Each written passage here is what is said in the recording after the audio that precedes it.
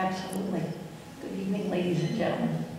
I'm here tonight because I think many of you are aware that a dog was poisoned last week.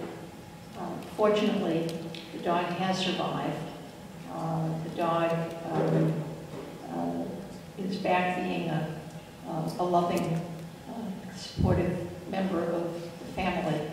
The dog will likely suffer liver problems for the rest of his life as a result of this incident. I'm hopeful that we can have RIOC come up with some things that will mitigate this problem in the future. It occurred to me, I unfortunately learned more about rat poisoning over the week than I ever wanted to know. It seems that the manner in which rat poisoning works is that it eliminates the K factor from the animal's bloodstream, and it causes the animal to bleed throughout its internal organs, which is a pretty horrid death even for a rat, to say nothing of a four-legged companion or a small child, which could unfortunately be the result of continuing to have rat poison out there without it being better controlled. So a couple of things that had occurred to me. One of them is that the antidote for the rat poison needs to be administered right away when it's detected that the animal has a problem. And unfortunately, because it's not controlled, because RIOC can use one kind of poison, the hospitals use another kind of poison, the buildings use another kind of poison, it's very difficult. It slows the process of being able to figure out what the antidote is. If this were a small child instead of a dog, the problem could be catastrophic.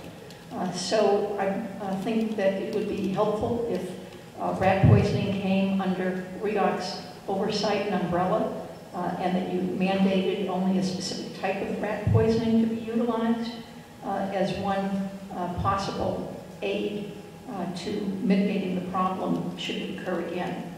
Another is that rat traps and rat bait should only be out there in use by professionals. And professionals know how to lock down the boxes, how to lock down the bait, how to keep the boxes from being tampered in the best way possible. And another concept of keeping the boxes from being tampered is to ensure that whenever a box is put out, that there be signage within a 3-foot radius so that people become aware that the box is there. Certainly for families with small children and for pets, for dog owners, they can read the signs. The rats can't read the signs, so it wouldn't have any kind of detrimental effect on the efficacy of the rat poison. Also, the rat traps should be looked at every 2 weeks to make sure nobody's kicked them, nobody's bruised them in any way to create leaching, that they haven't been damaged, and that they're still intact.